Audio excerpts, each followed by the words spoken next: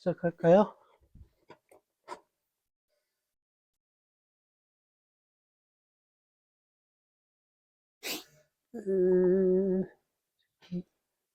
들어가고 있지? 네.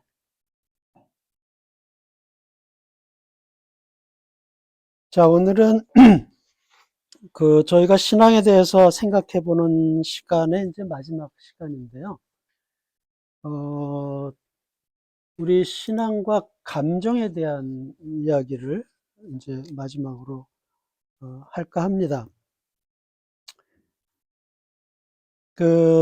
저희가 이제 그 믿음의 상태를 이렇게 살펴보면은 그 감정적인 믿음이 있고 이성적인 믿음이 있는데, 이 감정이 사실은 우리 신앙 생활하는 데 있어서 상당히 문제가 되는 부분이거든요.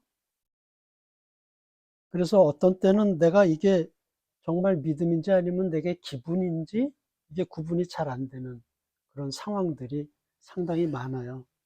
이 감정의 부분이 우리 영성하고도 관계가 되는 부분인데, 거기에 대해서 이제 한번 이야기를 해보고자 합니다.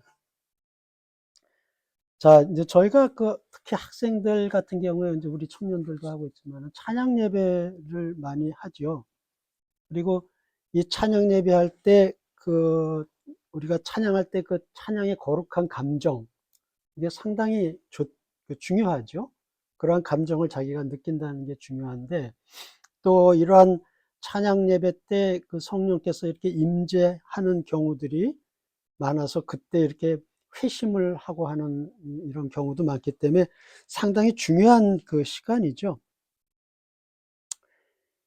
그런데 조금 냉철하게 생각을 해보면은, 여기에서 이렇게 뜨겁게 찬양하고 뭐 어떤 학생들은 눈물을 흘리고 뭐 이런 그건 감정의 분위기가 이게 정말 이성적으로 내가 복음을 정말 이해하고 그 토대 위에서 이렇게 우러나오는 정말 그러한 그 신앙의 뜨거운 감정인지, 아니면 그냥 그 집회 분위기, 거기서 나오는 음악에 이렇게 내 감정이 도취돼 가지고 그런 감정을 느끼는 건지, 사실은 분간이 조금 어려운 거죠. 그래서 뭐 막 음악의 비트가 막 이렇게 나오고 이럴 때 사실은 음악에 사람의 감정이 움직이지 않고 정말 목석 같다 이러기는 사실 거의 불가능하거든요. 음악의 힘이라는 게. 거기에 도취된 거 아닌가 하는 의문점이 있어요. 이렇게 뜨거운 현장인데, 그런데 생각해 볼 문제가 있다는 거죠.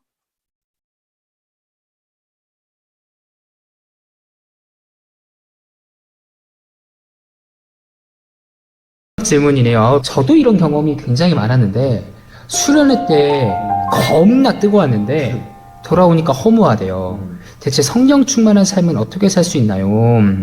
굉장히 애들이 막 지랄 발광을 떨어요. 이거 편집할 거죠? 아니요. 아까 그 말 쓰려다가 내가 참고. 아니, 뭐 지랄 발광이 어때서? 이거 표준어입니다. 아, 표준어였어요? 지랄은 표준어예요. 아, 난 쓰면 안 되는 말인 줄 알았지. 네, 욕설이 아닙니다. 비속어긴 하지만 욕설은 아닙니다. 비속어의 웃설 아니에요? 아무튼. 다르죠. 네. 아무튼 막 진짜 뭐 성령 충만한 것 같아요. 막 음악이 오면은 막 나는 주의 친구 하면서 평소에는 막 일어나지도 않았던 그 안진뱅이 같은 친구들이 갑자기 일어나는 하루처럼 기적들이. 펄떡펄떡거리죠? 네. 저도 그랬던 적이 있고, 근데 집에 돌아오면은 허무해요. 이게 현자 타임을 겪게 되는 상황인 거죠. 그런 상황에서 대체 문제가 뭘까? 그거는 어떤 열광적인 분위기에 도취돼서 갑자기 이제 침묵의 단계로 또 조용해진 일상의 단계로 전환될 때 나타나는 일종의 어떤 현상 같아요. 그러니까 성령의 능력과 아무 상관없는 일인 것 같다라고 느껴져요. 근데 성령의 임재와 경험은 수련회 때도 물론 나타나겠지만 열광의 도가니 속에서 나타나는 게 아니고 소소한 일상에서 갑작스럽게 성령이 나타나고 임재하는 경우를 한번 경험하셔야 돼. 그러니까 그런 것들이 자꾸 있어 봐야 돼요. 내가 하나님의 임재 속에 경험하고 동행하고 있고. 근데 이걸 왜 현대인들이 못 느끼냐? 따로 살아서 그런 것 같아. 예배 시간만 하나님과 교제하고 그 외의 시간에는 그냥 자기 마음대로예요. 그러니까 그리스도께서 내 안에 내주하고 있는지도 없는지도 모르겠고 찾지도 않고, 또 수련회는 저도 목회자다 보니까 가라고 권면을 하는데 거기서 결판 내려고 하지 마세요. 결판은 삶에서 내세요. 수련회는 하나의 어떤 기폭제 역할을 할 수 있고 계기는 될 수 있어요. 그러나 그거를 의존해서 마치 연료 충전하듯 이때 한번 빵빵하게 충전해가지고 또 다음번 수련 때까지 뭐 버티는 식으로 이렇게 가지 말고 수련회를 활용을 하시되 수련회에 의존하진 말라. 약간 의존증이 될 수도 있겠네요. 네, 의존증인데 그 광란의 그 분위기 때문에 나중에 그 집회 찾아다니고 매번 정기 예배라고 해서 가잖아요. 가고 있는 보면 성령 충만해 보인다고 하는데 아닐 수도 있어요. 자기 흥을 푸는 거일 수도 있다. 모르는 일이다 이거는. 그래서 본인이 알겠죠. 본인이 알 거야 아마. 네. 이게 젊은 두 목사님이 자신의 경험도 그랬다는 거죠. 이렇게 막 해서 했는데 집에 가면 허무해지고 뭐 하고 온 건가 이런 생각이 들고, 그러니까 감정에 빠졌다가 빠져나오면 이거 아무것도 아니었네 이렇게 느낀다는 거죠. 그러니까 그런 감정을 유지시키기 위해서 또 찾아가는 거죠. 또 찾아가서 그 감정을 유지시키려고. 그러니까 그런 거는 사실은 문제가 있다는 거죠. 그래서 감정과 정말 내가 믿음으로서 나오는 그런 참된 감정하고는 구분을 좀 해야 된다는 그런 이야기를 이제 하고 있는 거죠. 제가 보기엔 세상에서 가장 뜨거운 찬양, 이 찬양이에요. 군대 갔다 오신 분들은, 특히 논산훈련소 갔다 오신 분들은 알 텐데, 세상에서 제가 보기엔 가장 뜨겁고 열광적인 찬양을 하는 데가 여기에요. 한번 보겠습니다. 도대체 어떤 찬양을 하는지.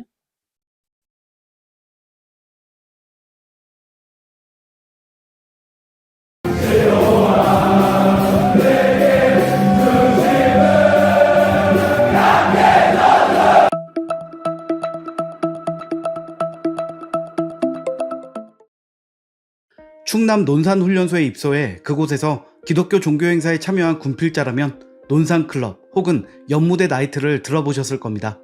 클럽과 나이트라니 기독교와는 전혀 어울리지 않는 단어들인데요. 입대한 후 처음 군대 생활을 시작하는 육군훈련소에는 연무대 군인교회가 있습니다. 코로나 전 이곳에서는 매주마다 6,000명이 넘는 훈련병들이 예배를 드렸습니다. 그리고 교회를 다니는 사람이라면 누구나 들어봤을 법한 실로암이라는 찬양을 하는데요. 그때 바로 연무대 교회 나이트가 시작되는 것입니다. 수천 명의 훈련병들이 자리에서 일어나 실로암 찬양을 부르기 시작합니다. 아이돌 가수가 와도 이런 함성을 지르기는 힘들 듯한데요. 파도 타기를 성공하고 나면 두 팔을 들고 뛰며 몸을 덩실거리며 율동을 합니다. 난리 법석으로 보이는 가운데에도 떼창의 기본, 또 군인의 기본인 박자는 정확히 맞춥니다. 그 박자에 맞춰 큰 소리로 구호도 외치는데요. 왼발, 왼발, 구령을 외치고 간주 중에는 각계전투를 연호합니다. 바닥에서 각계전투 훈련 모습까지 묘사하는 이들도 있는데요. 이런 가운데에도 가만히 앉아 멀뚱멀뚱 쳐다보고 앉아있는 훈련병은 1주차 훈련병입니다. 이들의 열정적이고 박진감 넘치는 모습을 처음 봤다면 분명 충격적일 것입니다. 그 다음은 웃음이 나오고 그 후에는 뭔가 울컥함을 느끼게 된다는 분들도 있는데요. 아들을 군대에 보낸 어머니들은 저렇게 신나하는 모습을 보고 있으니 내 아들 같아서 눈물이 난다. 저러면서 스트레스를 푸는 건가 싶은 마음에 울컥합니다. 라는 반응을 보이기도 합니다. 대부분의 네티즌들은 놀라움과 웃음을 짓는데요. 진짜 신기한 게 기껏해야 논산 5주 동안 종교활동 최대 5번인데 그동안 누가 가르쳐주는 사람도 없는데 수년째 지들끼리 보고 배워서 이어지고 있음. 현직 스님도 다닌다는 연무대 나이트. 진짜 저거라도 안 하면 정신 나감. 이미 정신이 나간 걸 수도 있고. 처음 갔을 때 얘네 미친 거 아니야? 했는데 어느새 나도 미친놈이 돼 있었다 라고 과거를 회상하는 사람도 있었습니다. 해외 커뮤니티에까지도 소개되어 외국인들까지도 충격을 받게 했던 우리나라 육군 훈련병들의 실로암 떼창 한번 보시죠.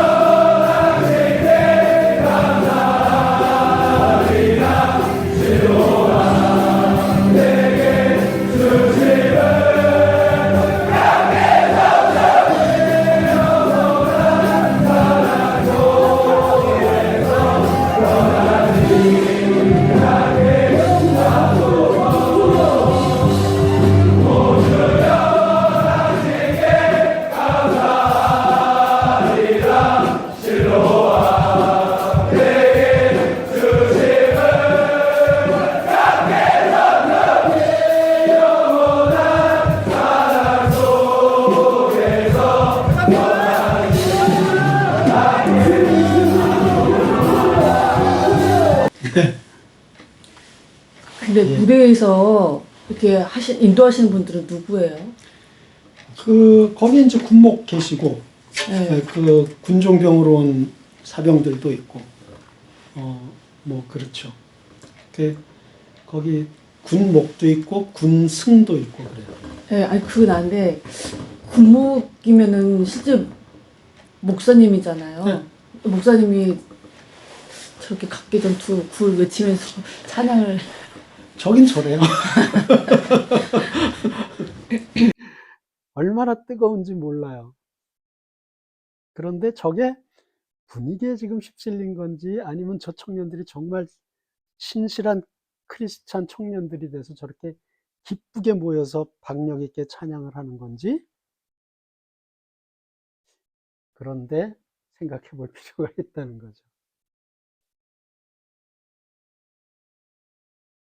자, 이 차성진 목사님이 저희 강의에 자주 등장을 하시는데, 이분이 논산훈련소 연무대 군목이셨어요.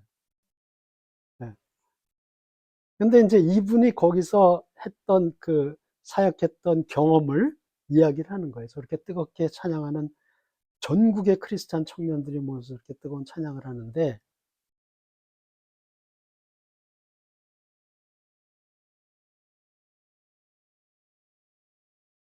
네, 여기가 제 사역지인 논산훈련소 연무대 군인교회입니다.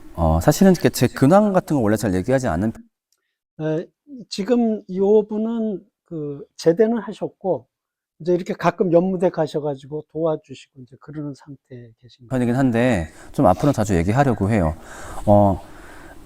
참 재밌는 곳이에요. 여기 경험하신 분들 많이 있죠. 막 실로암 외치기도 하고 그런 곳. 근데 코로나 엄밀히 말하자면 여긴 하는 훈련병 예배는 예배라고 보기 힘들죠. 그러니까 집회에 더 가깝겠죠. 왜냐면은 예배는 이제 어떤 구원에 대한 감격을 아는 사람들이 모여야 가능한 건데 그거를 모르는 그런 비그리스도인들도 많이 오다 보니까 저는 기본적으로 여기에 모이면 예배라기보다는 전도 집회에 가깝다고 보고요. 그래서 저도 가끔 이렇게 연주로 도와줄 일이 있을 때 좀 오버하는 편이기도 해요. 막 이런 식으로 이렇게 흥을 돋궈주면서, 그러니까 일반 예배였다면 제가 절대 안 할 짓, 제가 굉장히 싫어하는 짓이지만 이 목적은 일단은 찬양의 목적이라기보다 기독교 음악을 갖고 약간 레크리에이션하는 목적이 있다 보니까 그걸 통해서 분위기를 띄워주고 거기다가 기독교를 소개하는 어떤 얘기를 하는 거기 때문에. 바로 제가 이제 군성교 할 때인데요. 아는 분들 아시겠지만 제가 군목으로서 이제 군무를 3년간 했었죠. 이제 군교회의 특징이 뭐냐면은 전국 그리스도인 청년들을 만날 수 있어요. 그러니까 전국 각지에서 몰려오잖아요. 그리고 교단도 다양하고 아니면 교회 크기도 굉장히 다양한 곳에서 막 사람들이 온단 말이에요. 그러면은 교단이든 교회 크기든 상관없이 굉장히 공통적으로 드러나는 특징이 있었어요. 뭐냐면 첫 번째, 일단 다들 봉사를 겁나 잘해요. 찬양팀이면 찬양팀, PP팀이면 PPT, 주보면 주보. 어쩜 그렇게 잘하는지 몰라요. 근데 중요한 건 뭐냐면은 그 중에 회심을 한 친구들이 몇 되지 않습니다. 그러니까 제가 지난번에 제시했던 어떤 5가지 질문을 적용해봤을 때나 아니면 그런 질문도 적용하기 전에 복음에 대한 굉장히 기초적인 지식을 점검했을 때 그런 것도 없는 사람들이 많았죠. 그러니까 이제 그런 식의 대화가 있습니다. 처음에 애들이 오잖아요. 그럼 제가 원래 교회 다니니? 예, 그렇습니다. 모태신앙입니다. 보통 그렇게 얘기를 해요. 그러면 이제 제가 묻는단 말이죠. 야, 그러면 솔직히 우리끼리니까 얘기를 해보자. 너 진짜 하나님 믿냐? 그러면 대부분 반응이 사실은 이렇게 얘기를 하는 거죠. 그러니까 교회를 왔다 갔다 하긴 했지만 아직 하나님을 믿는다라고 말하기는 어려운 상태. 그러면 제가 묻는 게, 야, 그러면 네가 지금 이런 상태인데 아직 하나님을 믿지 않는 상태인데 네가 속해 있는 교회에서 네가 하나님을 믿을 수 있도록 어떤 적절한 조치나 교육을 해주니? 안 한다는 거예요. 심지어 자기가 그런 상태인지도 모른다는 거예요. 그냥 그 상태에서 애들이 계속 봉사에 투입되고 일에 투입되었던 거예요. 이런 상황을 한두 번 본 게 아니에요. 저는 감히 퍼센티지로 말하자면은 거의 90%의 청년들이 이런 상태였어요. 진짜로. 그러니까 참 이게 일반화의 위험성이 있는 걸 압니다만 이 정도면은 이 한국교회 전반의 문제라고 해도 과언은 아니겠다. 무엇이? 회심에 관심이 없고 회심자를 구분하는 능력과 의지가 없는 것. 이게 저는 한국교회 굉장히 큰 문제라고 봅니다. 네. 동영상은 이제 저희가 앞에서도 본 적이 있죠. 네. 근데 요 연무대에 대한 내용 때문에 이제 제가 다시 보여드린 거고요. 그렇다는 거예요. 저렇게 뜨겁게 찬양을 해도 앉혀놓고 신앙에 대해서 물어보면 하나님 믿냐 그러면 사실은 이러고 뒷목을 긁는다는 거죠. 그러니까 저렇게 감정에 휩싸인 그 찬양을 드려도 저게 진짜냐 하는 것을 생각해 보면 좀 문제가 있다는 거죠. 그래서 우리가 감정적인 신앙과 그렇지 않은 신앙을 구분을 해야 되는데, 이 목사님도 아쉬워하는 게 특히 청년 사역이나 이런 사역하는 교회들 보면 자꾸 저 감정으로 몰아가려고 그런다는 거예요. 그래서 실제적인 복음에 대한 그 진술을 공부하고 가르쳐 주려는 게 아니라 자꾸 뭔가 으쌰으쌰 하는 것으로 몰고 간다는 거죠. 집회하고 뭔가 하고 막 요란하게 뭐 하면 뭐 한 것 같은 느낌. 그런 느낌을 갖는데 사실 그 속을 들여다보면 별로 영양가가 없다는 거죠. 그런 것을 지적을 하는 거예요. 자, 그래서 이제 이 수련회 때 같은 데 보면 사실은 음악을 중요하게 사용하는데 사실은 음악의 힘이 무지하게 강한 거거든요. 그래서 음악에 착각하지 말아야 된다라는 거죠. 이것이 감정을 그 음악이 몰고 가는 그러한 것에 휩쓸려 가지고 내가 정말 진실된 찬양을 드리고 있는 것 같이 스스로 착각하게 만든다는 거죠. 그런 걸 저희가 이제 좀 다시 생각해 봐야 된다는 얘기예요. 음악의 힘이 얼마나 강한지를 한번 뭐 잠깐 보겠습니다.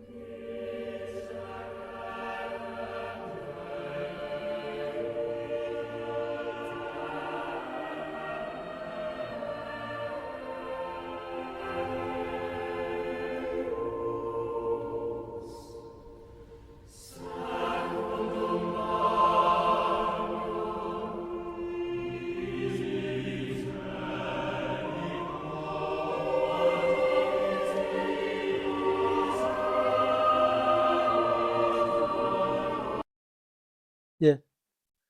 이 곡을 듣고 거룩한 감정을 느끼지 못한다? 그건 굉장히 심리적으로 문제가 있는 거예요.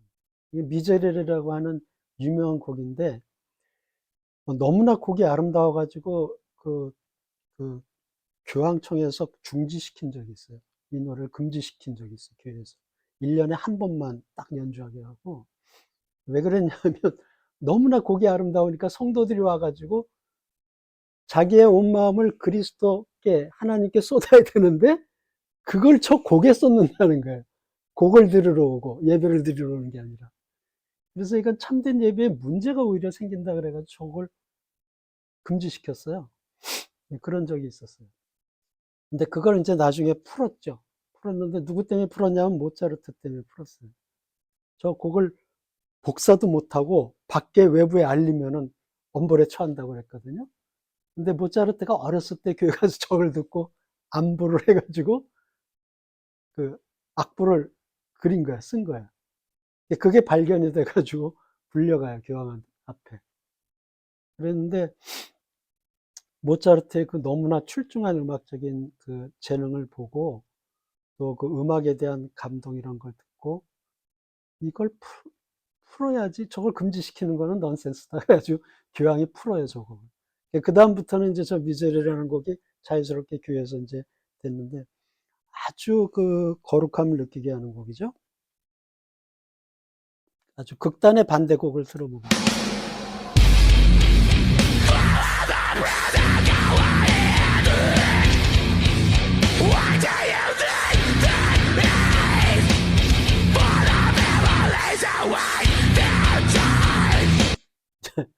극한의 락이죠. 그러니까 사타니즘을 숭배하는 일종의 락 그룹이 밴드인데요. 저 노래를 듣고 거룩함을 느낀다. 이건 말이 안 되잖아요. 그러니까 음악이 이렇게 힘이 있는 거예요. 그래서 이 뮤직 테라피 같은 걸 하는 이유도 그 음악의 힘 때문에 그런 거죠. 노래 한 곡을 들어도 아주 이렇게 차분함을 느끼는 것도 있고 또 아주 흥분된 상태를 느끼는 것도 있고 한 곡에서 막 그런 것들이 나오잖아요. 그래서 우리가 음악에 빠지는 이유가 이제 그런 건데, 그래서 우리가 그 찬양 집회 때 나오는 음악의 힘에 넘어가면 안 된다는 거죠, 사실은. 근데 그게 나쁜 거는 아니죠. 내가 신앙을 가지고 있고 정말 참 그 믿음 가운데서 찬양을 드리는 건 너무나 거룩한 거죠. 좋은 건데. 근데 믿음 없이 그냥 분위기에 휩쓸려서 들뛰는 건 문제가 있다, 이런 거죠. 감정적인 믿음에 대해서 얘기하기 때문에 이제 자꾸 이런 거를 말씀드리는 거예요. 이거는 이제 저 개인적인 경험인데, 제가 중학교 시절에 수련회를 하는데 어떤 외부 초청된 목사님이 오셨어요. 젊은 목사님인데. 근데 이제 그때까지는 저희가 잘 경험하지 못했던 방식으로 그 수련회 예배를 진행을 하는데, 이 오르가니스트를 데리고 와가지고 교회 오르간을 아주 이렇게 조용히 연주를 시키고, 그 다음에 이 목사님이 이 통로에서 왔다 갔다 하시면서 우리 보러 눈을 감으라고 그러고, 너의 죄를 회개해라 이러고 왔다 갔다 하시는 거예요. 그런데 그 오르간 연주가 막 우리들의 감정을 이렇게 잡으면서, 야, 이건 뭐래도 회개하지 않으면 안 되는 분위기예요. 그런 분위기를 막 몰아가시더라고. 그러니까, 야, 이건 뭐래도 회개를 쥐어짜야 되겠다, 막 이런 기분까지 들도록 만드는데, 예, 그 어떤, 그, 저의 같은 학년 여학생인가? 다른 학년 여학생이 거기에 감동이 됐나 봐요. 그래가지고 집회 거의 끝날 때 이렇게 막 얼굴을 묶고 흐느끼고 울더라고요. 근데 제가 이제 돌이켜서 생각을 해보니까 그 여학생이 정말 성령께서 그때 임재하셔가지고 회개를 터뜨리고 해서 하는 회개일 수도 있고, 아니면 그 분위기를 그렇게 만들어가지고 거기에 자기 감정이 얹혀져가지고 그런 회개의 모습을 보였을 수도 있다, 이런 생각이 들더라고요. 근데 만약에 후자라면 그거는 사실 진정한 회개는 아닌 것 같거든요. 페이크가 될 수 있는 거예요.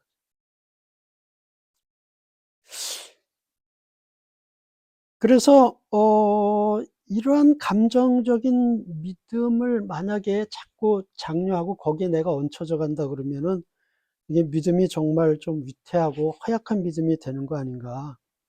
예. 그래서 그때 이 집회했던 이 기억이 저는 그 계속 나요. 이 감정의 문제를 생각하게 되면은.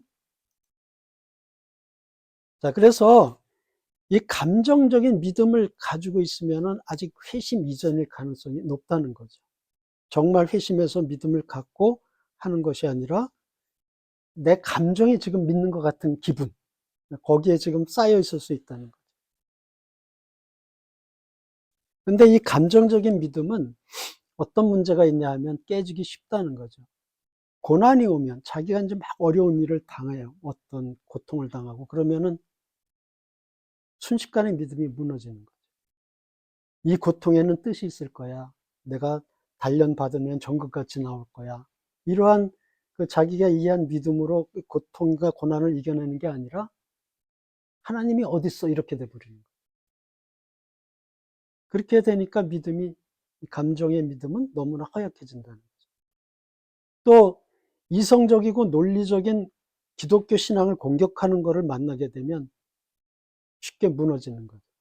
우리 아이들이 대학교 같은 데 가서 무신론 이런 그 이론하고 접하게 되면은 막 교회를 떠나고 이러는 문제가 바로 그런 거 아닌가 싶어요. 감정적인 믿음으로 자랐다가 이러한 어떤 논리적인 공격을 받으면 무너지는 거죠. 그리고 잘 모르니까 이단의 접근에 대한 방어력이 약해지는 거죠. 그 한국에도 보면은 청년들, 대학생 이런 지적인 사람들이 이단에 많이 넘어가요. 그래서 문제가 있어요. 그 신천지에도 통계를 보니까 그 이단에, 신천지에 빠지는 연령이 가장 많은 연령대인가 19세인가 그래요. 그러니까 그런 상태 아이들이 막 빠지는 거거든요, 이단에. 그 다음에 이제 감정이기 때문에 이게 이제 교회에 나오지 않아도 별로 괴롭지가 않아요. 여기 차성인 목사도 자기 경험을 얘기한 적이 있는데, 교회 한 주 빠지고 두 주 빠지고 세 주 빠지니까 그다음부터 편해지더라. 이런 거예요. 그러니까 감정이 자꾸 빠지니까 별로 괴롭지 않게 돼, 그다음부터. 그러니까 뭐 교회 안 나가도 뭐 별로 크게 고민 안 되고 그렇게 돼버리는 거죠. 이게 감정의 믿음이거든요. 만약에 그렇지 않고 정말 회심해서 자기가 참 믿음을 있다면 교회 나가지 않게 되면 괴롭죠. 나 예배 드려야 되는데 하나님이 나 찾으실 텐데.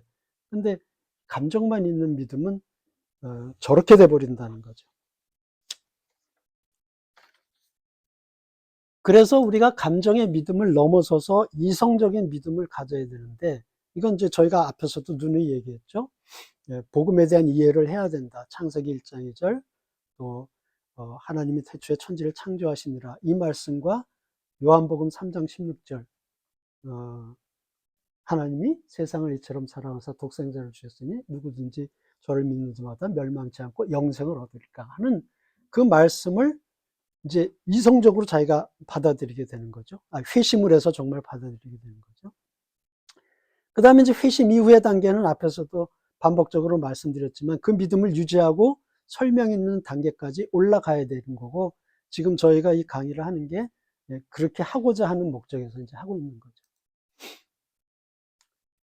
이성적인 믿음은 이제 앞에서 얘기한 거 반복이에요. 굳건한 신앙을 향해서 갖기 위해서, 신앙의 프라이드, 자신감을 갖기 위해서, 그 다음에 복음을 설명할 수 있는 능력을 갖추기 위해서 우리가 이성적인 믿음을 반드시 갖추어야 된다는 거죠. 이건 이제 계속 반복된 말씀입니다. 자, 그래서 우리가 감정을 이기는 믿음에 올라가야 된다는 거죠. 감정은 이성을 때때로 압도를 해요. 그래서 감정이 믿음을 때때로 압도를 합니다. 이 감정이 무서운 거예요. 그래서 우리 신앙생활에서도 상당히 요주의해야 할 사항이 감정인데, C.S. 루이스가, 기독교 변증가인 C.S. 루이스가 이런 이야기를 했어요. 기분은 이성의 생각과 상관없이 변한다는 거예요. 그러니까 우리가 머리로 이성적으로 뭔가를 이해했는데 그랬음에도 불구하고 감정이 그걸 흔든다는 거예요. 그래서 어떤 사람의 이성이 일단 기독교의 증거의 무게가 충분하다는 판정을 내리고 믿음을 갖기 시작했을 때, 그러니까 이성적으로 기독교 믿음을 이해했어요. 그래서 이성적인 믿음을 내가 가졌는데 그럼에도 불구하고 기분, 감정, 욕구에 의해서 그 믿음이 공격을 당한다는 거예요. C.S. 루이스가 파악한 바로는 이성을 흔드는 게 감정이라는 것을 이야기하는 거죠. 그래서 이제 비슷한 이야기인데요. 인간의 정신이 한번 어떤 것을 사실로 받아들이면, 그러니까 이성적으로 이해를 하고 받아들였다는 거예요. 이게 사실이다라고. 그것을 바꾸게 만드는 대단한 이유가 생기지 않느냐. 그러니까 내가 새로운 이성적인 설명을 들었는데 전에 게 틀렸네, 이 이야기를 들어보니까. 이렇게 이성적으로 이해를 했을 때는 바꿔질지는 모르지만은, 그렇지 않으면 그 믿음은 견고히 유지한다 라고 보통 알고 있다는 거죠. 그런데 C.S. 루이스 얘기는 그거 아니다라는 거예요. 네가 아무리 이해하고 그걸 사실이라고 받아들였어도 그렇지 않다. 왜? 감정의 지배를 받기 때문이다, 인간은. 그러니까 뭐 정말 자기가 경험하고 이성적으로 다 이해하고 이제 알았어. 이제 완전히 난 알았어. 이걸 믿어. 이렇게 돼도 그 다음에 감정이 그걸 흔들 수 있다는 거죠. 감정의 지배를 받는다. 정말 그러냐? 그걸 보여주는 예제가 이런 거예요. 이성적으로 이제 수술대, 큰 수술을 앞두고 수술대에 올라갔어요, 환자가. 알아요, 자기가. 마취해서 죽는 사람은 없다. 마취는 이제 수술 받고 깨어날 거다. 이게 보통 이성적으로 이해를 하는 거죠. 또 마취를 완전히 해서 이제 의식이 잃었을 때 의사가 수술을 할 거다. 이건 누구나 다 알고 있는 사실이에요, 이성적으로 이해하고. 그런데 막상 수술대에 저렇게 누워가지고 마취 직전에 의사의 얼굴을 딱 쳐다보면 이런 생각이 든다는 거예요. 마취에 깨어나지 못할지도 몰라. 거기 마취당해서 이제 끝날 수도 있어. 뭐 이런 불안감이 엄습한다는 거죠. 그리고 마취가 제대로 안 됐는데 수술을 시작할지도 몰라. 그런 불안감이 있다는 거죠. 아주 극히 드문 케이스인데 마취가 안 되고 수술 당하는 사람들이 있긴 있어요. 굉장히 고통스럽다 그러는데, 근데 그건 뭐 거의 극히 뭐 거의 불가능에 가까울 정도의 확률이기 때문에 무시해야 되는데, 그러나 감정은 그런 느낌에 빠진다는 거죠. 이게 소년이 이제 수영을 배우고 있어요. 아, 이게 다 수영하는 사람들 봐. 아, 이게 사람은 몸에 떠 수영할 수 있어. 그리고 이제 이성은 이해를 했어요. 그런데 어떻게 돼요? 손 놓으면 안 돼. 이렇게 되는 거죠. 그러니까 우리가 이해하고 있는 이성과 우리가 발동하고 있는 감정은 따로 논다는 거죠. 얼마나 그 감정이 이성을 지배하는지를 이제 한번 보겠습니다. 예, 저런 유리다리 많이 있죠? 특히 중국에 저런 다리가 많은데, 네. 결코 깨지지 않는다. 아, 이렇게 생각해요. 그러니까 가죠. 가서 이제 놀러 가서 거기에 올라가서 이제 걸어 다니죠. 어우, 야, 뭐 이래. 근데 감정은 이렇다는 거죠. 정말 그런지 예, 한번 보겠습니다.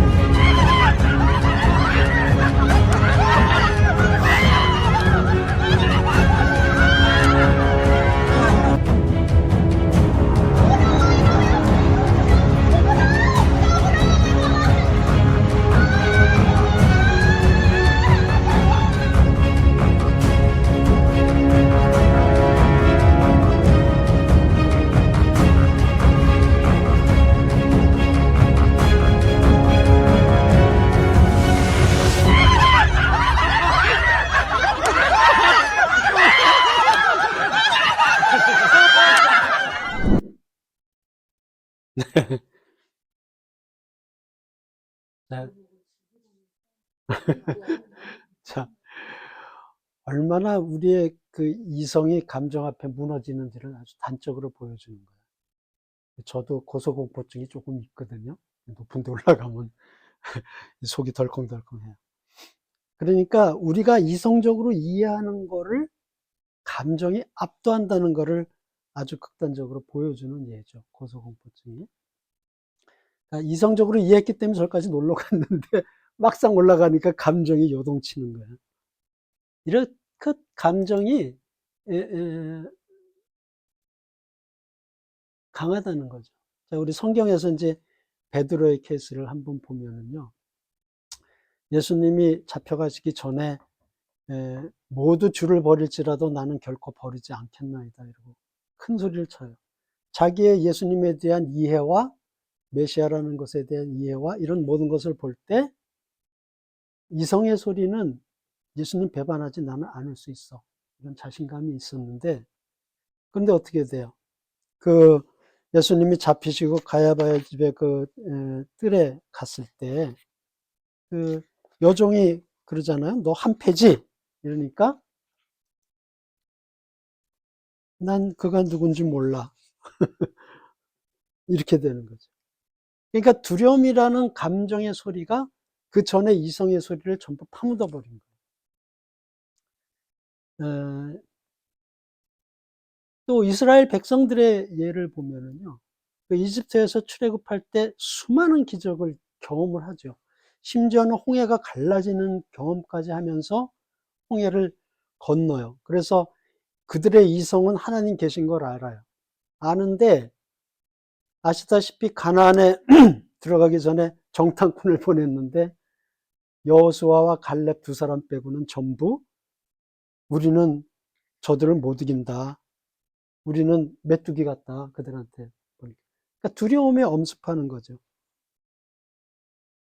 그러니까 지금까지 자기네들을 이끌어왔던 하나님의 능력을 같이 생각하면서 왔다면은 저런 두려움이 없어야 되죠. 뭐 갈렙이 얘기한 대로 저들은 우리 밥이다. 그리고 올라가야 되는데 그렇지 않은 거죠. 그래서 시간이 이렇게 지나면은 이 기적에 대한 그 기억이 자꾸 흐려지는 거예요, 이 사람들이. 그런데 우리의 기억은 흐려지는데 감정은 안 흐려져요. 그대로 유지가 돼요, 사람이. 그러니까 이제 저런 결과가 나와버리고 마는 거죠.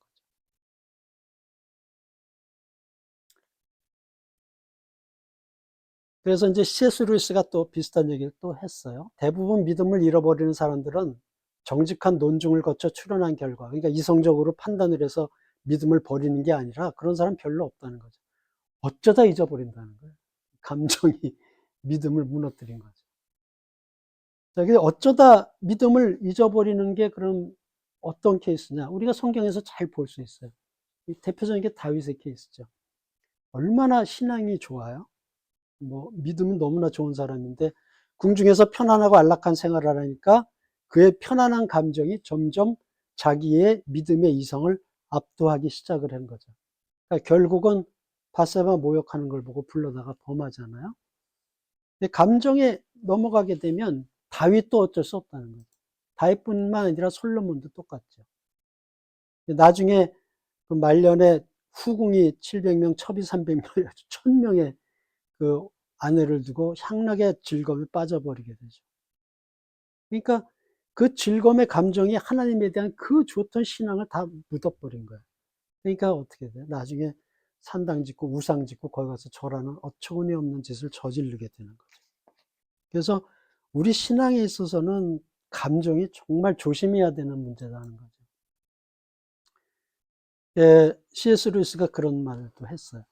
그리스도인이면서 모든 것이 도무지 사실이 아닌 듯한 기분이 들 때가 있다. 내 신앙이 이거 전부 엉터리 아니야? 이렇게 스스로 의심되는 때가 있다는 순간이.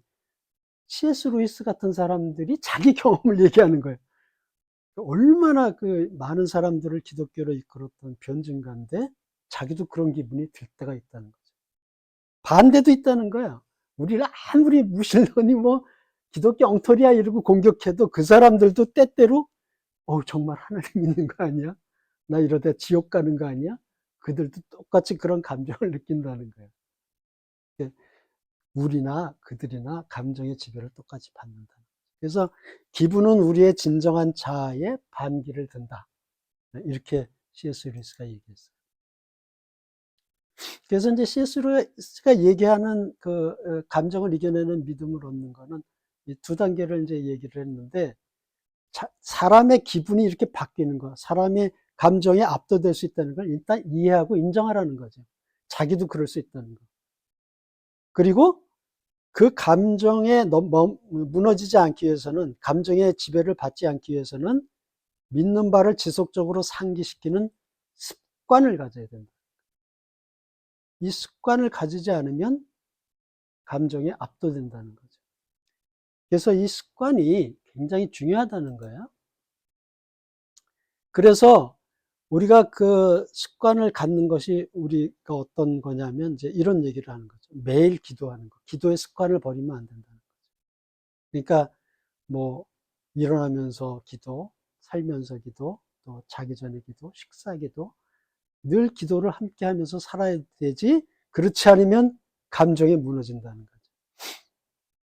그 다음에 성경과 경건서적 읽기. 이건 뭐 성경을 안 읽고 유지된다, 이건 거짓말이에요, 사실은. 성경 읽고 경건서적, 복음에 대해서 깨달은 많은 선배들의 그 수많은 보물 같은 지식들을 건건 서적을 통해서 이렇게 받아들이고 흡수하는 거, 이런 게 굉장히 중요하다는 거죠. 이거를 강조하는 이제 재미있는 동영상이 있는데 이걸 잠깐만 한번 보겠습니다. 이 시대의 기독교인들의 문제점은 뭐냐? 성경을 안 읽는다는 거예요. 성경을 안 읽는다. 이 시대 기독교의 문제점이. 성경을 그냥 한 주일에 한 번 교회나 성당이나 가서 그냥 앞에서 신부든지 목사 말 한 몇 마디 듣고는 끝이에요. 그래서 신자들이 다 지금 마치 호스 꽂아놓고 병원에 누워있는 환자들 같아요. 목숨만 간당간당 붙어있지 의나 선이나 기쁨이나 평화를 사람들에게 전파시킬 힘 없어요. 왜 그럴까? 안 먹으니까. 그리고 교회 가면 또 어떤 지도자들은 내 말만 들으면 돼요, 이러고 있다니까요. 특히 가톨릭에 심해요. 교황이 해줘요, 신부가 해줘요, 이러고 있다니까. 우리가 안내해 줄 테니까 당신들은 그냥 11조나 내고, 이게 미신이죠. 천만 소리를 해도 먹어야 됩니다. 예를 들어서 어떤 사람이 요새 왜 내가 자꾸 피곤하고 팔다리 힘이 없는지 모르겠다. 병원에 가봤나? 가봤지. 의사가 뭘 하던가 특별한 병은 없다 하더라. 그래? 밥은 제대로 먹나? 아니지. 한 사흘 굶었지. 사흘 굶었는데 무슨 힘이 있어요? 다시 말해서 교인들이 성경을 안 읽는데 무슨 힘이 있느냐 그 말이에요. 다른 사람을 돕고 위로하고 희망을 전해줄 힘이 없다는 거죠. 성경을 안 읽는데.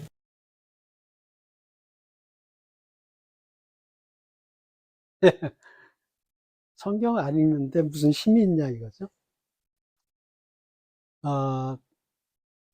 그래서 저희가 이 통독, 1년에 한 번씩 저희가 성경을 통독하잖아요. 그거 굉장히 중요하고, 또 자기가 어떤 부분을 정독하는 거, 또 성경 공부하는 거, 이런 게 너무나 중요하다는 거죠. 안타까운 거는 교회에서 제공하는 이런 성경 공부를 잘 참석을 안 해요. 되게 문제가 있는 거예요, 사실은. 적극적으로 참석해서 성경 공부가 자리가 없다고 막 이럴 정도로 사실은 되는 게 교회가 정상인데, 성경 공부에 얼굴들을 안 비춰. 그게 참 문제인 거죠. 그러면은 사나울 밥 안 먹고 비실대는 거랑 똑같은 상태고, 호수 꽂고 누워있는 거랑 비슷한 상태, 신앙 상태가 된다는 거죠. 그 다음에 이제 세 번째, 교회 나가는 거. 혼자 안 된다는 거예요. 교회 나가서 예배 드리고 친교하고 같이 성경 공부하고 하는 그것을 자기가 경험을 하고 그걸 생활화시켜야 저런 것이 유지되지, 혼자서 자기가 뭐 할 수 있다? 이거는 사실 거의 불가능하다는 얘기죠.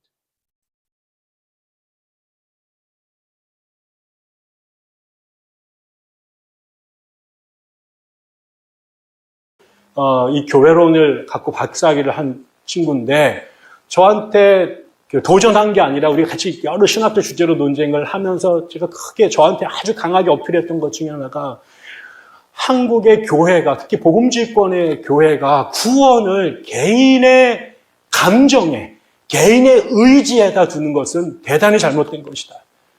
그러니까 내가 하나님을 믿어야 되는데 그 믿음이라고 하는 것이 대부분 나의 지식이나 나의 감정이나 나의 의지에 달려 있으니, 내가 지금 하나님과 관계가 좀 좋은 것 같으면 구원 받은 것 같고, 내가 요즘 좀 무너져가지고 그 예배도 안 드리고 성경도 안 읽고 그러면 나는 지금 하나님부터 유리된 것 같은 느낌이 들어서 부흥회할 때마다 천부의 의지 없어서 나가가지고 또 구원받고 또 그 다음 달에 또 구원받고 맨날 이렇게 된다. 근데 그렇지 않다라는 거죠, 이 친구가. 구원이라고 하는 것은 물론 개인이 하나님을 고백하는 것은 너무나 중요한데, 더 중요한 것, 우리에게 교회를 허락하신 이유, 우리를 개인으로 부르셨을 뿐만 아니라 공동체로 불렀던 것은 그 믿음이라고 하는 것이 개인적 차원뿐만 아니라 공동체적 차원이 있다는 거예요. 그래서 우리가 내가 나를 혼자 네가 잘 믿고 안 믿는 것에 따라서 하나님께서 나를 부르시고 안 부르시고 하게 되면, 우리의 관계라고 하는 것이, 하나님은 복지부동으로 늘 동일하시지만 우리의 정서라고 하는 것이, 감정이라는 것이 하루에도 수천 번 너를 뛰니 주님과의 우리의 관계가 늘 그렇게 요동하게 되는데, 문제는 그게 하나님은 우리를 공동체로, 교회로, 하나님의 백성으로 함께 부르셨다는 거죠. 그래서 때로는 내가 힘들어요. 내가 자빠져요. 그런데 그 옆에 4명이 나를 들꺼에 싣고 내가 가지 못하는 주님 앞으로 그들이 함께 나를 들쳐업고 달려간다라는 거예요. 내가 주님 앞에 내려갈 수 없는데 나를 위해서 지붕을 뜯어주는 벗들이 함께 가자. 함께 가자. 그래서 우리가 하나님을 믿는데 그 믿음이 우리의 개인적 신앙의 고백이 참 중요한데, 그것과 더불어서 하나님께서 또 하나의 안전장치를 두셨는데 그 믿음이 공동체의 믿음으로 주셨다라는 거예요. 그래서 때로는 내가 잘 갈 때가 있고 스피드가 떨어질 때가 있고 컨디션이 좋을 때가 있고 내가 무너질 때가 있는데 그때 나를 함께 붙잡고 하나님께로 갈 나의 신앙의 벗들이 나를 우겨싸서 삼겹줄처럼 나를 우겨싸서 그들이 나를 함께 하나님께 나아가는 것, 그것을 위해서 하나님께서 교회를 주셨다는 거예요. 결국은 우리의 개인의 믿음이 필요 없는 것이 아니고 내가 마음대로 살아도 구원받는다라는 게 아니라 적어도 하나님이 우리에게 기대하시는 교회 공동체의 모습은 내가 비록 개인적으로는 넘어지고 무너질 때가 있을지 모르지만 그를 함께 어깨동무하고는 공동체의 믿음이 이 믿음을 잃어버린 이 친구까지 예수 앞에 나갈 수 있도록 하는 동력이 된다라는 것이죠. 제 얘기가 아니라 이건 예수께서 하신 말씀입니다. 신신학자들의 새로운 신학이 아니라 예수께서 분명히 이 말씀 속에서 하신 이야기입니다. 예. 그 교회가 왜 필요하냐를 아주 명확하게 힘있게 말씀을 하시는 건데요. 그 느헤미야 연구원의 배덕만 교수인데, 그 중풍병자를 친구들이 이렇게 들고 가서 지붕을 뚫고 내려준 것 같이 우리 교회의 구성원들이 다 그런 역할이라는 거죠. 그래서 이렇게 우리 바이블 카페 같은 데 보면 이제 우리 김진아 사모님이 계속 글도 올려주시고 저도 글 올리고 또 이런 강좌를 하고 서로의 신앙을 간증하고 또 예배 후에 모여서 그 말씀을 또 다시 리뷰하면서 나눌 때 서로의 그 신앙을 이야기하고 하는 것이 전부 이렇게 이끌어주고 밀어주고 하는 그러한 역할들을 하고 있다는 거죠. 그런데 혼자서 한다? 중풍병에 걸렸는데 혼자서 어떻게 예수님한테 가요? 아니라는 거죠. 그래서 교회가 얼마나 중요한지를 이야기를 하는 건데, 교회 안 나가는 가난한 성도들 많죠, 한국에. 사실 제 개인적으로는 이미 신앙에 실패한 거나 다름없다, 저는 그런 생각이 들어요. 아무리 혼자 거룩한 척 해도 되냐 이거죠. 교회 가서 예배 드리고 친교하고 성경 공부 같이 하고 같이 이렇게 해야 뭔가 되지, 혼자서 집에서 거룩하게 혼자 한다? 그거 저는 거의 믿어지지를 않아요. C.S. 루이스가 이런 말을 또 했어요. 우리가 믿는 바를 지속적으로 상기할 필요가 있다는 거죠. 가만히 내버려 두는데 정신 속에서 살아남을 수 있는 신념은 없다는 거예요. 신앙이 그렇게 되지 않는다는 거죠. 가만히 혼자 집에서 내버려 두는데 신앙이 계속 유지되고 성령 충만해진다? 그런 건 없다는 거죠.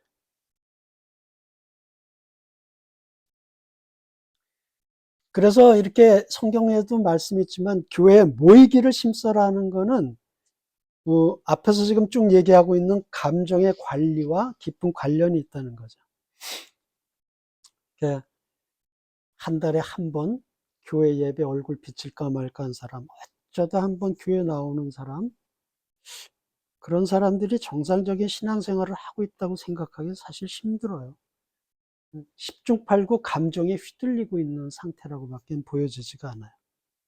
그 사람이 다윗보다 훌륭하고 솔로몬보다 훌륭한 사람이 아닌 한에는 다윗도 무너지고 솔로몬도 무너졌는데 자기가 안 무너진다?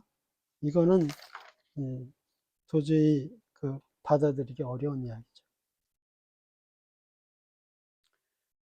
자, 그래서 감정을 이기는 믿음의 경지는 그러면 어떤 경지일까?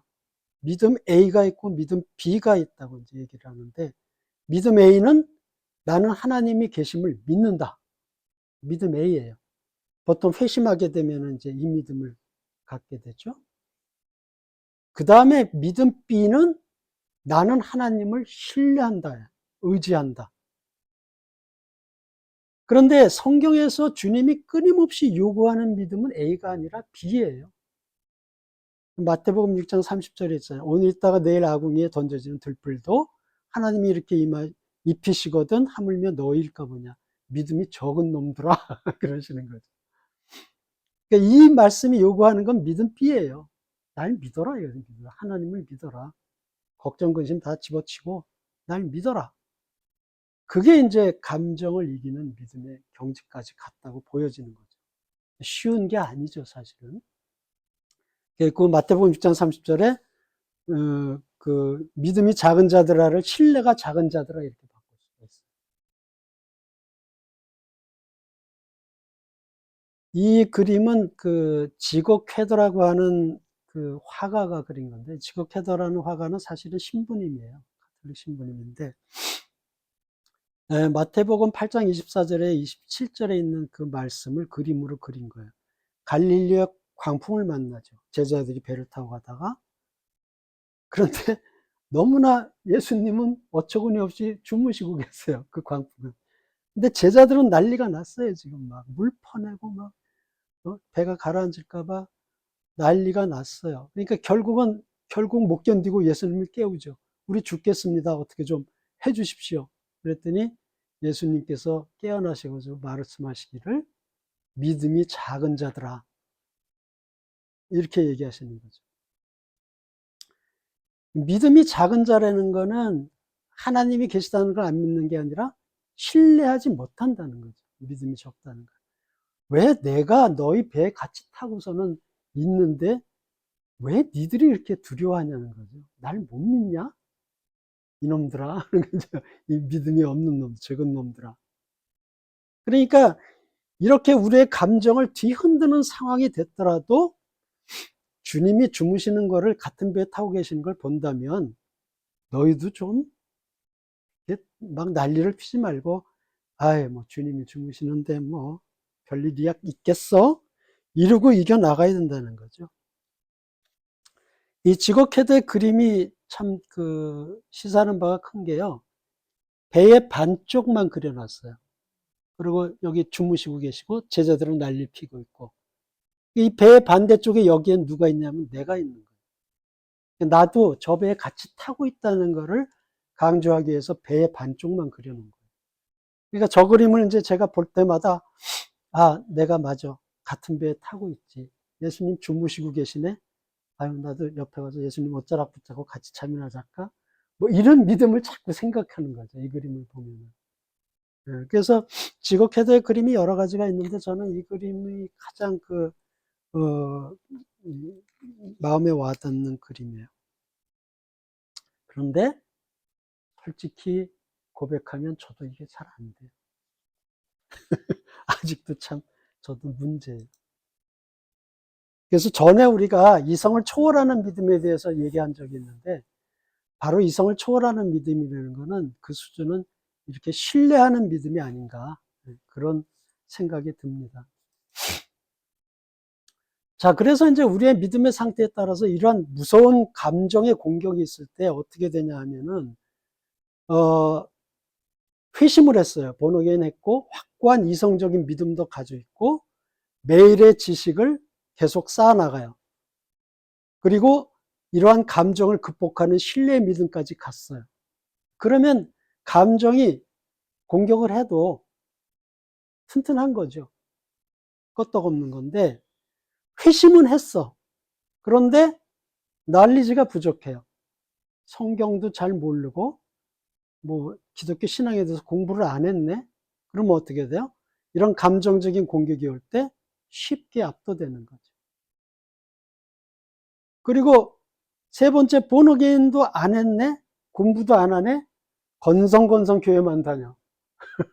우리 모태신앙의 대표적인 모습이죠. 그런데 감정의 공격이 왔어요. 그럼 뭐 여지없이 무너진다는 거죠. 그래서 우리가 신앙생활 할 때 감정을 이기려면은 저 첫 번째처럼 끊임없이 우리가 스스로 노력해야 된다는 거죠. 자, 그래서 이제 성경 말씀에서도 이런 감정을 이기는 것에 관련된 말씀을 하는데 시편 94편 8절 같은 경우 백성 중에 어리석은 자들아 너희는 생각하라. 무지한 자들아 너희가 언제나 지혜로울까. 생각하라는 거예요. 생각. 그러니까 우리가 끊임없이 신앙에 대해 생각하고 말씀에 대해 생각하고는 생각하는 게 굉장히 중요한 거죠. 우리 신앙생활에서. 그리고 베드로전서 1장 13절에 그러므로 여러분은 마음을 단단히 먹고 정신을 차려서 예수 그리스도께서 나타나실 때 여러분이 받을 은혜를 끝까지 바라고 있으십시오. 마음을 단단히 먹고 정신을 차려라는 거죠. 그래야 감정에 압도되지 않고 신앙을 지켜나갈 수 있다는 거죠. 정신 차려라. 맹놓고 있지 말라. 그 얘기죠. 생각을 멈추는 순간 그 크리스찬이 무너지는 이유는 뭐냐면 그 생각을 멈추는 순간 사탄의 공격이 시작된다는 거죠. 그러니까 막 생각하고 끊임없이 자기 신앙을 다져나가는 사람은 사탄이 잘 못 건드려요. 그런데 스탑했어. 나에겐 찬스. 그리고 사탄의 공격이 시작된다는 거예요. 요거를 잊어버리면 안 된다는 거예요. 재밌는 책이 있어요. C.S. 루이스 같은 책인데, C.S. 루이스는 워낙 이야기꾼이니까, 나니의 연대기 같은 걸 썼고, 그 반지의 제왕 쓴 돌킨 같은 게 아주 친한 친구니까, 그런 이야기꾼인데, 스크루테이프의 편지라는 책을 썼어요. 이건 뭐냐면, 스크루테이프가 악마예요. 사탄을 보스로 모시고 있는 그 아래 이제 악마인데, 자기 조카 악마인 워무드라는 새끼 악마가 있는데, 걔를 가르치는 거예요. 31장의 편지를 써서 걔를 가르치는 거예요. 야, 요렇게 하면 인간 무너진다. 요렇게 하면 신앙에서 떨어진다. 그런 걸 이제 수법을 가르치는 편지예요. 그런데 맨 첫 장에, 맨 앞에 나오는 첫 번째 편지가 이거예요. 한번 읽는 거를 쭉 볼게요. 들어볼게요. 넌 무신론 논증으로 사람들을 그리스도의 손아귀에서 보호할 수 있다고 믿는 것 같구나. 논증으로 유물론을 진리로 믿게 만들려고 쓸데없이 시간을 낭비하지 말 거라. 논증을 동원할 경우 우리의 투쟁 전체가 오히려 원수의 확고한 기반이 되어버린다는 문제가 발생한다. 원수도 논리에 강하다는 것을 잊지 말 거라. 논증이라는 행위는 잠자고 있는 사람의 이성을 흔들어 깨우는 거나 다름없는 짓이야. 일단 이성이 깨어난 후 무슨 일이 일어날지 누가 장담할 수 있겠느냐. 그러니 너는 무슨 일이 있어도 그의 시선을 감각적 경험의 흐름에 붙들어 두어야 해. 너의 임무는 네가 담당한 사람의 곁을 지키며 그가 제대로 생각하지 못하도록 방해하는 것이라는 점을 명심해야 한다. 네. 생각하지 못하게 만들으라는 거예요. 그러니까 그 지금 무신론 입장에서 보면 무신론 논증으로 기독교를 공격하는 경우가 많거든요. 그런데 이 스크루테이프는 그 짓도 하지 말라는 거예요. 왜? 생각하기 시작한다는 거예요. 그러면 공격을 받았으니까 내 신앙이 그렇다고? 그러고 생각한다는 거예요. 아닐걸? 그러고 기독교 변증에 대한 생각을 하기 시작한다는 거예요. 그게 오히려 위험하다는 거죠. 그래서 아예 그런 빌미를 주지 말으라는 거죠. 논증이라는 행위는 잠자고 있는 사람의 이성을 흔들어 깨우는 거나 마찬가지니까 아예 냅두라는 거예요. 건들지 말고. 그래서 그 사람의 이성이 깨어나면 어떻게 될지 모른다는 거예요. 왜 무슨 소리야? 우리 기독교는 이렇게 튼튼한데 이성적으로도 이러고 들고 일어나면 곤란하다는 거죠. 그러니까 무슨 일이 있어도 그의 시선을 어디에? 감각적 경험의 흐름에 붙들어 놓으라는 거예요. 그러니까 감정에 붙잡아 놓으라는 거예요. 생각하지 못하도록 하고 그냥 교회 가니까 즐거워, 재밌어, 애들하고 뛰어놀고 뭐 아우 재밌어, 여기에 그냥 몰입하도록 놔두라는 거죠. 그런데 이 사람이 갑자기 기독교 변증에 대해 생각을 하고 성경을 논리적으로 생각하기 시작하고 이러면 위험하다는 거예요. 그러니까 최종 목표가 뭐예요? 제대로 생각하지 못하도록 방해하라. 그게 이 스크루테이프 편지의 제1장 편지에 나오는 내용이에요. 감정이 압도되도록 놔두라는 거죠.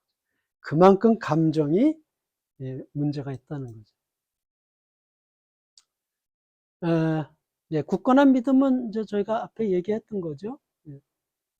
회심한 믿음, 그 다음에 이제 이성적으로 믿음을 더해줘야 된다. 그래서 그래야만 우리가 이해하는 믿음, 생각하는 믿음이 돼서 흔들리지 않는다. 이제 그 얘기를 한 거예요.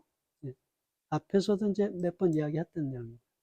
자, 그래서 우리가 굳건한 믿음으로 들어가기 위해서 해야 되는 거는 당연히 기도, 찬양, 주일 예배, 그 다음에 성경 공부, 그 다음에 여러 가지 신앙서적을 통한 지적인 추구, 이런 거를 우리가 해야만 굳건한 믿음으로 들어가는데, 이 모든 게 어디로 귀결되냐면 생각하는 것에 귀결된다는 거죠.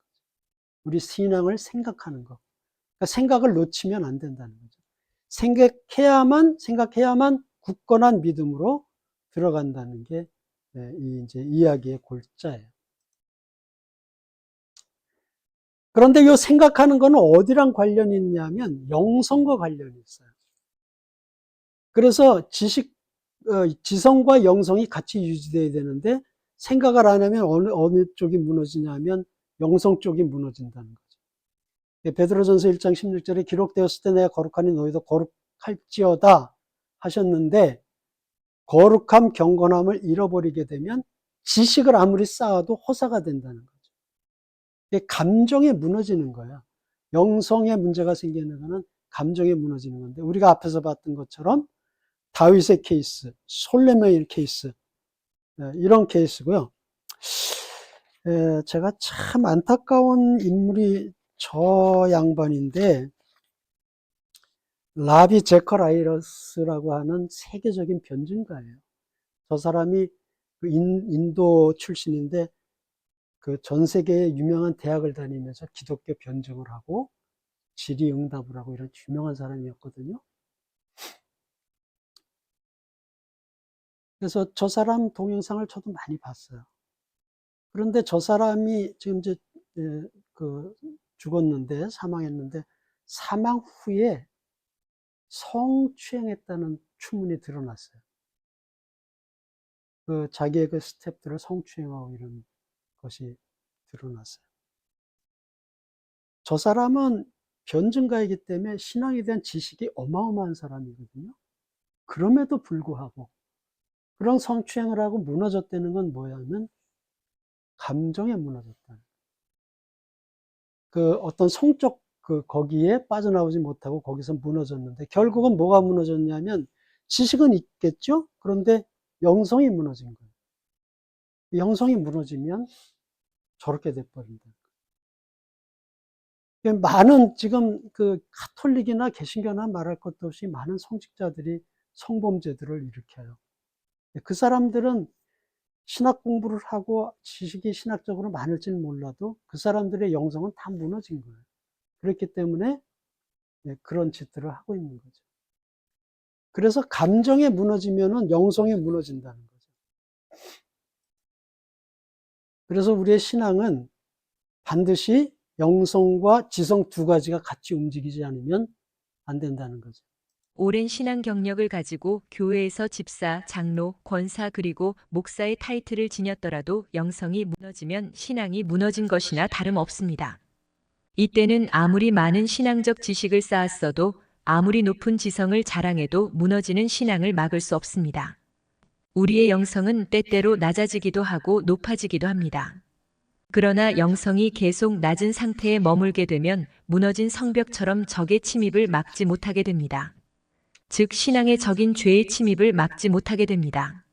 삼킬 자를 찾는 사탄의 공격에 맥없이 당하게 됩니다. 다윗이 그랬고 솔로몬이 그랬습니다. 라비 제커라이어스가 그랬고 많은 성범죄 성직자들이 그랬습니다. 영성과 지성은 신앙의 두 기둥입니다. 지성이 무너지면 신앙이 맹목적이 되어버립니다. 영성이 무너지면 신앙 자체가 무너져 버립니다. 신앙은 영성과 지성이라는 두 바퀴의 자전거와 같습니다. 그중 하나라도 망가지면 자전거가 제구실을 못하듯이 신앙은 제 모습을 잃어버립니다. 영성과 지성 두 가지 모두 크리스찬이 유지해야 할 필수 요소입니다. 네. 그래서 영성과 지성의 중요성을 우리가 반드시 기억해야 된다는 거죠. 근데 많은 교회들이 자꾸 영성 쪽으로만 막 이렇게 몰려가는 경향이 있어요. 한국에 특히 산에 가서 소나무 뽑고 기도해. 그쪽으로 자꾸 강조를 하는데 공부를 안 시키네. 따분하다 그러고 성경 공부 시간에 자꾸 참석 안 하고. 그거는 지성이 무너지는 거거든요. 그러니까 지성과 영성이 똑같이 유지되지 않으면, 그러면 감정이 압도되고, 감정이 압도되면 영성이 무너진다는 거죠. 네, 이거는 이제 지금 시간이 없으니까 이건 스킵하겠습니다. 품격 있는 크리스찬. 이제 지금까지 얘기했던 믿음의 세 종류의 그 발전인데요. 이것도 이제 한 얘기니까 넘어가고요. 자, 이제 마지막인데, 그래서 우리가 생각하는 그리스도인을 이제 돼야 된다는 거죠. 네, 생각도 지식도 총명도 없으면 그러면 아주 그 웃기는 일들을 크리스찬들이 하게 된다는 거죠.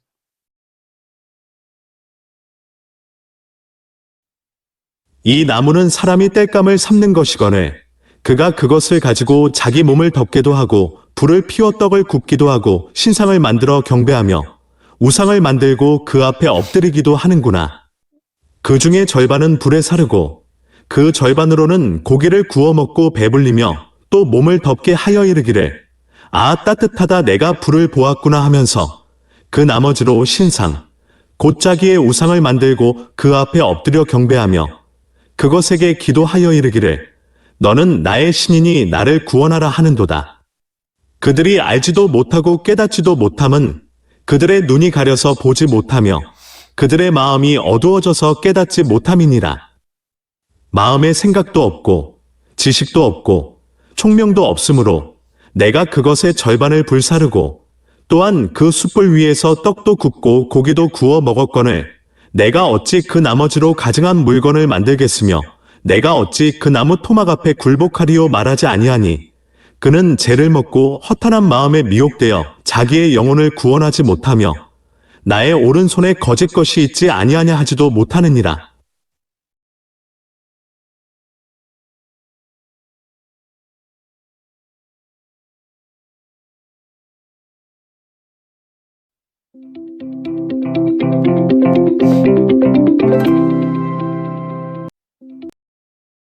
네.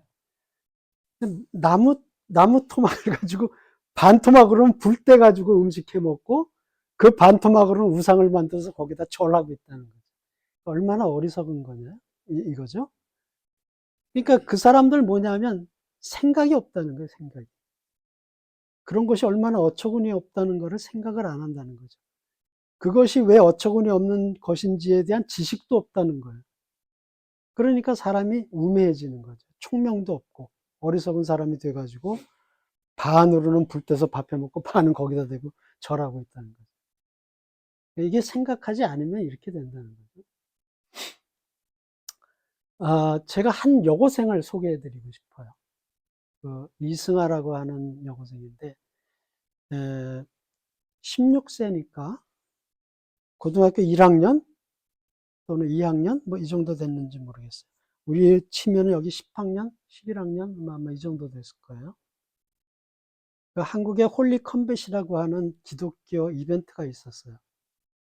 여러 가지 기독교를 향하여 하는 질문에 대해서 여러 각계각층의 사람들이 나와서 대답하는 그러한 건데 거기에는 목사님 주로 목사님들, 현역 목사님, 전도사님 또 이렇게 기독교계 출판계에서 일하시는 분, 뭐 하는 아주 내노라 하는 분들이 사전 오디션을 통해 가지고 그 선수로 참가를 해요. 그래서 1등을 뽑아 가지고 이제 뭐 상금을 주고 뭐 이러는데 이러한 이성적인 믿음에 대한 그 분위기를 만들기 위해서 이제 이런 젊은 목사님들이 이벤트를 연 건데 두 번째 시즌이 홀리 컴뱃 2라고 그러는데 거기에 고민복음이라는 참견문으로 이 이승아라는 여고생이 나왔어요.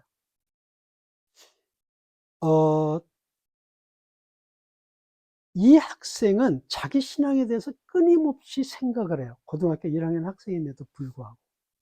그래서 이 목사님들이 막 토론하는데 여고생이 껴가지고 당당하게 자기의 신앙관을 얘기하고 자기의 그 신앙에 대한 생각을 얘기해요.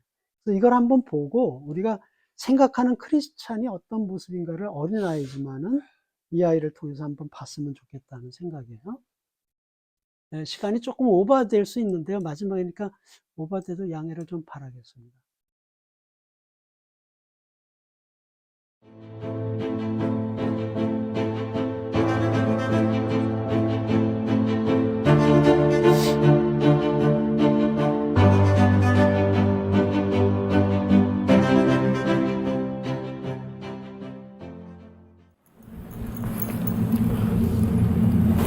자,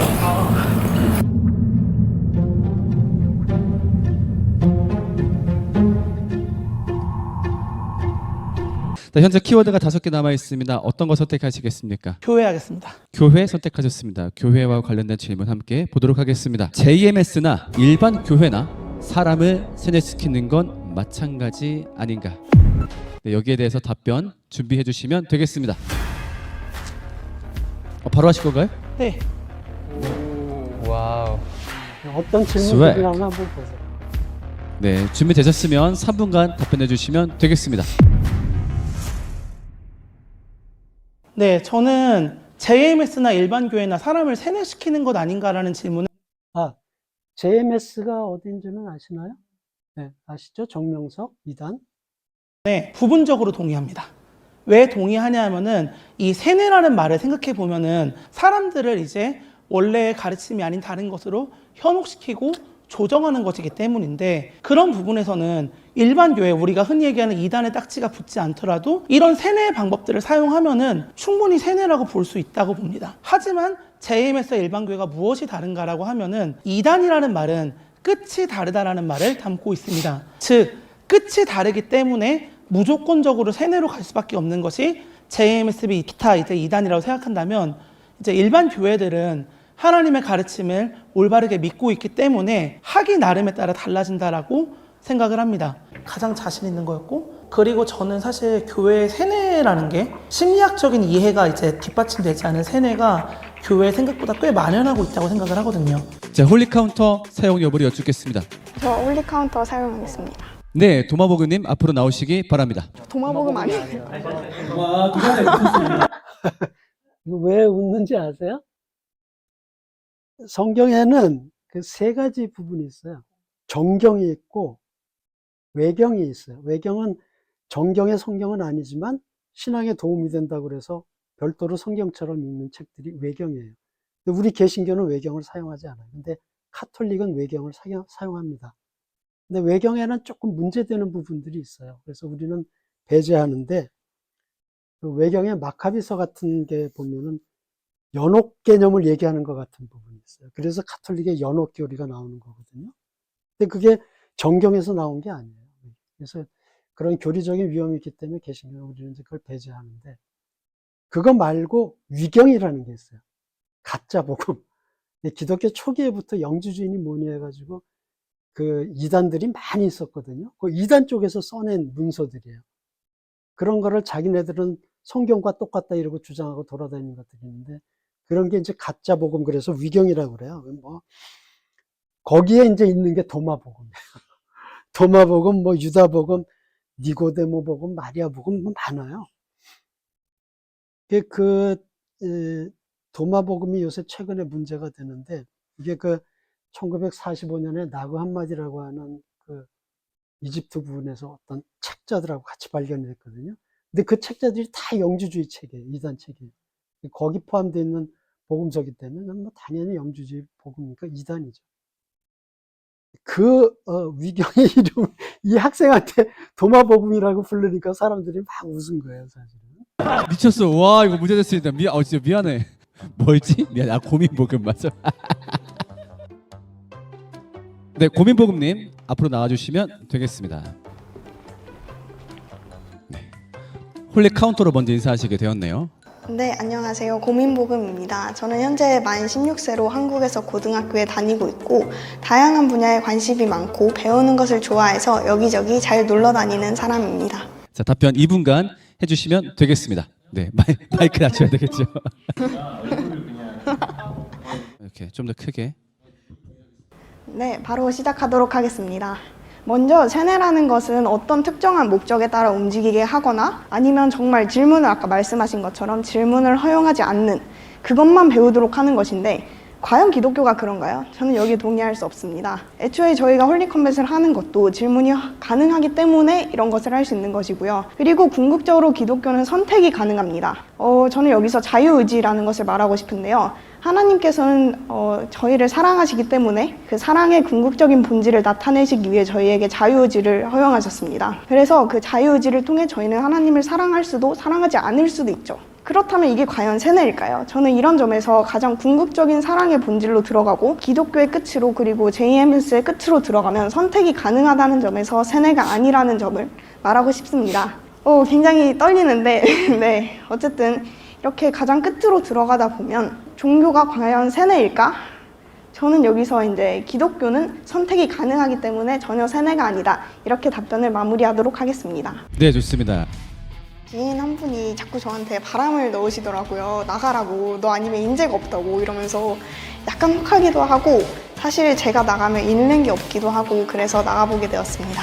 네, 고민보금님은 참가자로서 두 가지의 타이틀을 가지고 있어요. 최초의 여성 참가자, 최초의 미성년자 참가자. 혹시 참석하실 때 부모님께 허락을 받으셨나요? 아무한테도 아무한테도 얘기하지 않았군요. 맞아요. 저희가 미리 공지했었죠. 얘기하지 말라고. 그렇죠. 나중에 상금 들고 가시면 무언가 하시겠죠? 받을 수 있을지 모르겠는데요. 여기서 광탈할 것 같습니다. 여기서 광탈할 것 같다고요? 알겠습니다. 자, 나머지 키워드 십자가 죄 중에서 하나 골라주시면 되겠습니다. 신 하겠습니다. 네, 신 고르셨습니다. 우리 신과 관련된 질문 함께 보겠습니다. 신은 자기가 들 수 없는 바위를 만들 수 있는가? 재밌다. 자, 이 질문은 유명한 질문이죠. 하나님의 전능성에 대해서 파놓은 함정 같은 질문이에요. 자기가 들 수 없는 바위가 있다라는 건 하나님의 전능성이 무너지죠. 하나님이 들 수 없는 게 있다고 이렇게 되는 거고, 들 수 없는 바위를 만들 수 없다 그러면 바위를 못 만든다고? 그것도 전능한 게 아니에요. 이렇게 답하든 저렇게 답하든 하나님의 전능성이 무너지게 만드는 함정 같은 질문인데, 사실은 질문 자체가 이건 오류예요. 그런 게 있는데, 이제 이 학생이 대답하는 거 한번 들어보세요. 이 학생이 여기서 대답하는 게 다 옳은 게 아니에요. 문제가 있는 대답들이 있는데, 보여드리고자 하는 것은 이만큼 생각하는 학생이 있다는 걸 보여드리고 싶은 거지, 그 답이 맞다 틀리다 이걸 말하고 싶은 건 아니에요.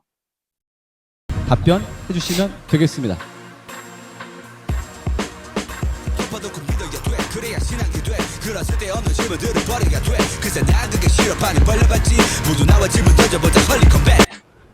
네, 3분간 답변해 주시면 되겠습니다. 먼저 이 질문에 대한 답으로는 그럴 필요가 없다라고 얘기하고 싶습니다. 왜냐하면 굳이 이런 바위를 만들 필요가 있을까요? 그 어떤 목적을 위해서라도 지금 현재로는 그럴 필요가 없다고 느낍니다. 그러나 이 질문의 의도는 그것이 아니라 전능성에 관한 문제겠죠. 하나님이 전능하다면 못할 게 없는가? 저는 이 질문에 대해서 이러한 답변을 하고 싶습니다. 하나님이 필요하시다면 하실 수 있지 않을까? 왜냐하면 하나님께서는 전능하시기 때문에 못하는 게 없습니다. 그러나 못하는 걸 일부러 막을 때가 있습니다. 하나님은 예를 들면 저희를 그냥 바로, 저희는 죄인이기 때문에 모두를 지옥에 바로 넣을 수 있습니다. 하지만 그러지 않으시죠.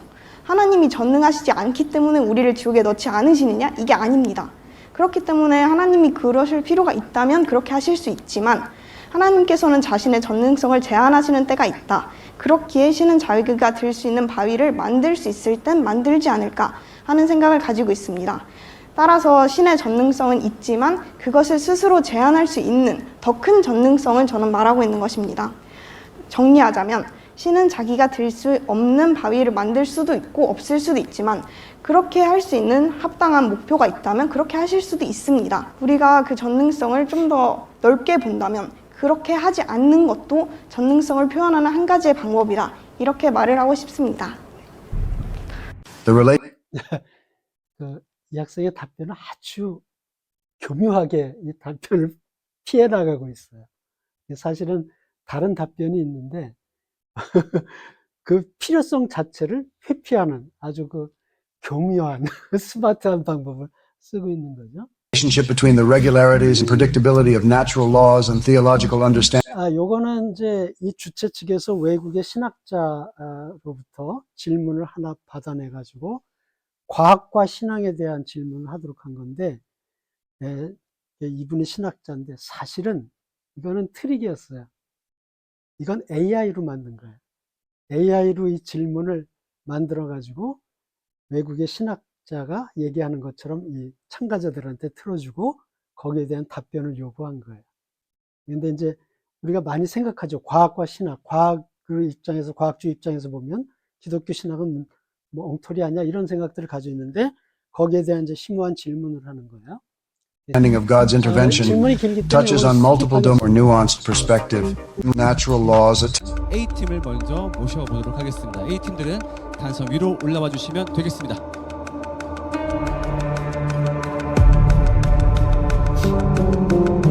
네, 상당히 쉽지 않은 주제였어요. 그러니까 확실히 과학을 전공하신 교수님답게 어떤 과학과 신의 개입의 연관성에 대한 묻는 질문이었고요. 여기에 대해서 한 분씩 답변하시면 될 텐데, 자, 답변 순서. 세 번째로 고민복음님 답변해 주시기 바랍니다. 먼저 하나 짚고 넘어가자면 과학과 신학은 충돌하는 영역이 아닙니다. 왜냐하면 과학은 how, 어떻게 세상이 돌아가는지에 대해 이야기하고 신앙은 why, 어떻게 이 세상이 존재하는가에 대한 이유를 묻기 때문입니다. 그리고 과학에는 설명이 불가능한 것도 있습니다. 불확실하거나 규칙성이 없는 것도 있는 것이죠. 예를 들자면 전혀 예측 불가능할 거라 생각했던 우주 배경 복사나 혹은 화학에서 말하는 오비탈, 확률인 것이죠. 정확한 규칙이 아니라. 이런 것들을 통해 우리는 과학에도 예측 불가능한 것과 규칙성이 없다는 것을 알 수 있습니다. 그러나 하나님은 예측 불가능한 것과 예측 가능한 것, 그리고 규칙성이 있는 것과 없는 것 모두를 사용하십니다. 그렇다면 우리가 이것을 신학적 관점에서 어떻게 봐야 할지 생각해 본다면 하나님이 만드신 세상은 이렇게 정교하구나 라고 놀랄 수 있고요. 이런 관점에서 전혀 문제가 없다고 보고 만약 예측 불가능하고 규칙성이 없는 것을 본다면 우리는 아직 하나님이 만드신 이 세상을 정확히 알지 못하는구나 하면서 과학을 좀 더 연구할 동기가 될 수 있습니다. 저는 이러한 관점으로 통해 은혜가 되고 우리가 하나님의 세상을 알 수 있다는, 이성적으로도 하나님을 어느 정도 알 수 있다는 그런 장점이 있고, 또한 만약에 우리가 완전히 알지 못한다면 그것 또한 우리가 더욱더 세상을 알아가는 동기가 된다는 점에서 하나님을 더욱더 알아갈 수 있다는 그런 의미로 굉장히 긍정적으로 바라봅니다. 이상입니다.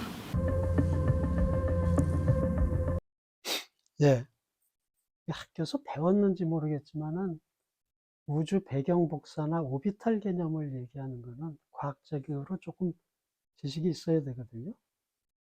예, 학교에서 고등학교 1학년 때 배워? 저거를? 이런 생각이 드는데 안 배우죠? 네, 자기가 따로 공부한 것 같아요.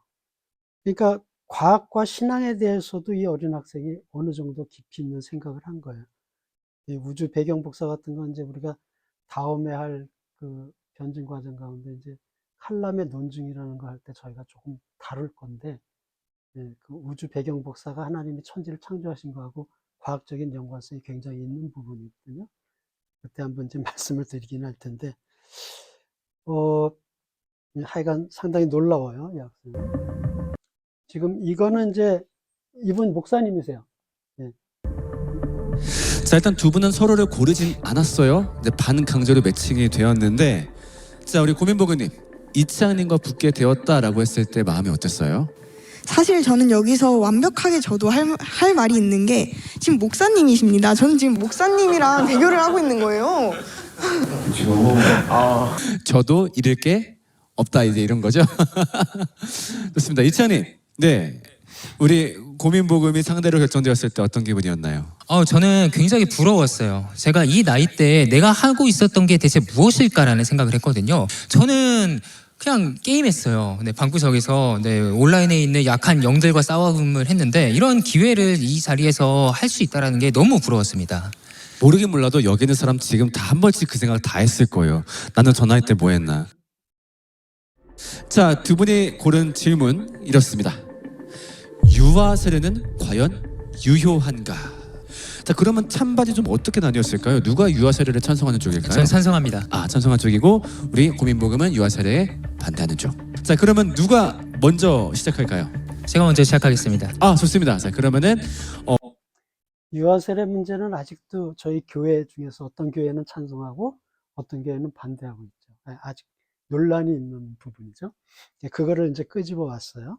우리 이찬님부터 2분 기도 연설 시작하시면 되겠습니다.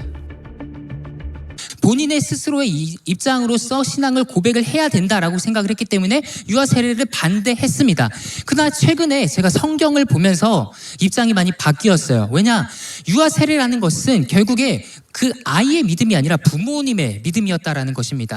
그러니까 구약에서의 할례의 표가 여전히 신약에서까지 신자에게까지 작용을 한다라는 것이죠. 할례라는 이 아이를 낳았으면은 부모님이 아이가 8일째 되는 날에 내가 이 아이를 잘 교육하겠습니다라고 약속의 표징으로서는 포경 수술하는 것을 가리킵니다. 근데 그렇게 한 사람이면은 그 아이를 내가 주님의 백성으로 잘 키우겠습니다라고 맹세하는 것과 같아요. 그러니까 유아 세례를 받았다라고 하면은 유아 세례의 한 아이에게 초점이 있는 게 아니라 부모에게 초점이 있다라는 것을 강조하고 싶습니다. 네, 여기까지 듣도록 하겠습니다. 자, 그다음 우리 고민보금량, 자 2분간 기도 연설하시면 되겠습니다. 네, 방금 부모님의 신앙이라는 것을 말씀해 주셨는데요. 오히려 저는 이 부분에서 굉장한 오류가 있다고 생각합니다. 천국은 본인의 믿음으로 가는 것이고 구원은 본인이 믿음으로 하나님의 은혜로 가는 것인데 과연 부모님의 믿음이 자녀에게까지 영향을 끼치는데 이게 구원에까지 과연 영향을 미칠까요? 저는 여기에 대해서 굉장히 부정적인 입장입니다. 어쨌든 자기가 복음을 받아들여야 이게 효과가 있는 것인데 굳이 이게 사리 분별도 안 되는 나이에 받으면 이게 무슨 소용이 있나 저는 이런 생각을 합니다. 따라서 유아 세례가 꼭 필요하지 않으나 물론 하는 건 자유입니다. 그렇지만 이게 무슨 소용이 있나 저는 이런 생각을 합니다. 만약 이게 소용이 있다면 모든 사람이 유아 세례를 받고 그 뒤에 신앙을 잃지 않아야 하는 것이 아닐까요? 네, 저는 이렇게 생각해서 유아 세례가 꼭 필요하지 않다 이렇게 생각합니다. 근데 유아 세례라는 것은 본인의 믿음으로 이제 내가 그리스도의 백성이 되겠다라고 이야기하는 것인데 그리스도의 백성이 된다라는 것 자체는 사실 구원론이라기보다는 교회론에 가깝다고 생각을 합니다. 어떻게 생각하시나요? 근데 그 교회론이라는 것도 어쨌든 자신이 고백을 하는 건데 자기가 고백을 못하고 받으면 이게 무슨 소용이 있을까요? 부모님의 신앙으로서 내가 이 아이를 우리 교회 안에 우리 공동체 안에서 잘 키우겠습니다라는 그 표징으로서 유아 세례를 하는 것이죠. 그 표징이 완전한 자기가 받아들였다는 것을 의미하지 않는데 그러니까 이게 개인에게 무슨 소용이 있을까요? 그렇기 때문에 이것이 할례의 표에도 연결이 되면 내가 이 아이를 신앙인으로 세우겠습니다라고 본인의 신앙을 고백을 하는 것이 부모의 당연한 처사라고 생각합니다. 근데 방금 할례를 예시로 들어주셨는데 할례와 세례는 다릅니다. 할례는 몸에 표시가 남지만 세례는 누가 기억을 못하면 그거는 증명이 안 돼요. 생각이 좀 다른 것 같으시죠? 근데 그렇게 본다면 세례는 어떤 유아 세례 사진 다 찍더라고요. 네. 안 찍는 경우는 어떻게 됩니까? 이번 주제는 기독교. 네. 시간이 이제 오버돼서 다음 거는 마지막 건데 이건 이제 기독교인이 술 마셔도 되냐는 문제인데 이건 나중에 제가 동영상 할 때는 이 부분까지 해서 이제 올릴게요. 자, 그래서 사실 지금 이제 유아 세례 같은 것도 아직 신학적인 논란들이 있는 거죠. 찬성하는 쪽은 유아 세례를 할례처럼 생각을 하고 있고, 그렇지 않은 쪽은 세례는 자기의 신앙 고백에 들어가야 의미가 있는 거다. 그래서 유아 세례를 별로 크게 의미를 두지 않는 부분도 있고, 교회마다 조금 입장들이 다른데요. 그걸 그대로 얘기를 하고 있는 거예요. 자, 그래서 지금 이 동영상을 통해서 보고 싶은 거는 저 고등학교 1학년밖에 안 되는 여학생이 저런 대답을 하는데 내가 저 나이 때 저 대답을 할 수 있을까? 전혀 못하죠. 저 나이 때 저 생각해보면 그건 완전 철없는 아이죠. 그러나 저 학생은 저 어린 나이에도 불구하고 자기의 신앙에 대한 생각을 끊임없이 하고 있는 거예요. 그래서 그 수준이 저 목사님들하고 토론을 할 수준까지 된 거예요. 이 마지막 토론은 전도사님인데 이분은 전도사님이 말려요. 나중에 더듬어. 그만큼 신앙에 대해서 생각하는 게 중요하다는 거죠. 그래야 감정에 휘둘리지 않고 감정을 극복하는 신앙을 갖게 된다는 거죠. 그래서 이제 지금까지 쭉 오늘까지 한 강의는 이런 신앙에 대한 전반적인 것을 들여다보고 우리가 영성과 지성을 모두 갖추는 신앙까지 가야 되고 그렇기 위해서는 공부하고 끊임없이 생각하는 것, 사유하는 게 중요하다 하는 것을 말씀을 드렸습니다. 자, 무슨 질문사항 있으신가요? 혹시? 예, 없으시면? 네. 유아세례에 대해서 나중에 좀 더 하고 유아세례에 대해서 좀 그렇게 좀 정리하시는 것보다 좀 더 보충 더 네네. 나중에 목사님이 한번 거기에 대해서 이제 설명해 주시면 좋겠어요. 그래서 이제 여기까지 신앙에 대한 얘기 끝나고 이제 다음 시간부터는 본격적으로 견증에 대한 내용을 들어가도록 하겠습니다. 우리가 하나님 계신 걸 어떻게 이론적으로 설명할 수 있는지 같은 것들. 네, 미리 경고의 말씀드립니다. 그 몇째 전에 좀 머리가 아플 텐데 잘 제가 조금 수정을 하려고 그래요. 너무 우리 청년다라고 했더니 너무 머리 아파해가지고 조금 바꿔서 좀 쉽게 이제 할 생각입니다. 아니면 혹시 하시기 전에 예. 도움이 될 만한 서적 같은 거 추천해 주시나요? 저걸 첫 변증 내용이 뭐였죠? 무신론자들이 이성적이냐, 기독교인이 논리적이냐, 그걸 비교하는 게 첫 번째 시간이에요. 중요한 내용은 사실 골치 아픈 건 그 다음. 그 다음에 이제 라이프니츠 논증이에요. 그러니까 라이프니츠 논증이라는 걸 검색하셔서 그 약간 그 개념을 이해하고 오시면 설명하실 때 조금 이제 어렵지 않게 그 강의에 할 수 있을 것 같아요.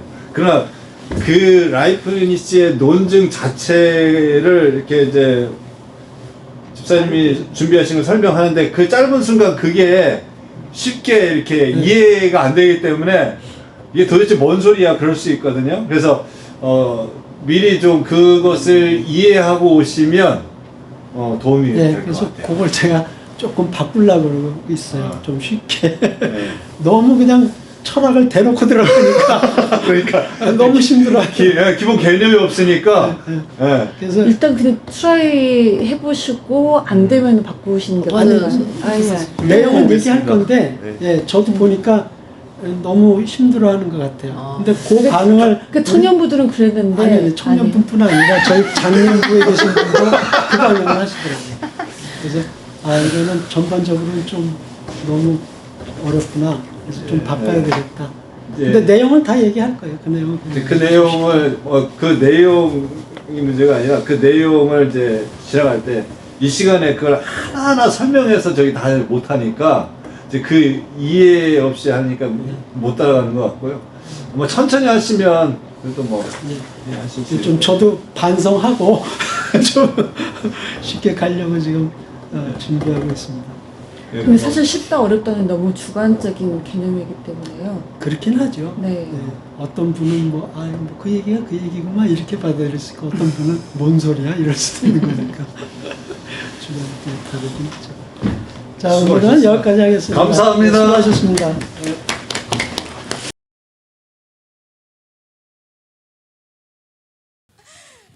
이번 주제는 기독교인은 술을 마셔도 되는가? 입니다. 자, 먼저 성공하실 분 제가 먼저 하겠습니다. 네. 그러면 이분 기조연설 부탁드리겠습니다. 네, 저는 기독교인은 술을 마시면 안 된다라는 입장인데요. 왜냐하면 기독교인은 성경을 규범으로 따라가는 사람입니다.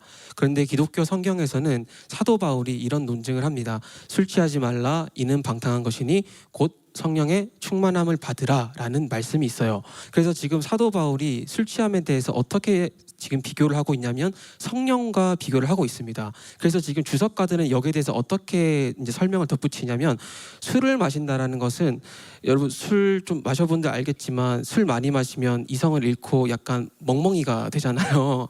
술을 마시게 된다는 것은 이 사람의 중추신경을 지배해서 이 사람의 주인이 하나님이 아니라 술이 된다는 겁니다. 그리고 자기 자신이 되는 거죠. 그래서 사도 바울은 술 취함을 자기 자신이 주인이 되는 것, 인간이 자기 자신이 주인이 되는 것으로 비교하고 그에 반면에 기독교인이라면 성령 충만, 즉 성령 하나님의 지도를 그리고 인도를 그리고 지배를 받아야 하는 존재라고 명확하게 규범을 정해놓고 있습니다.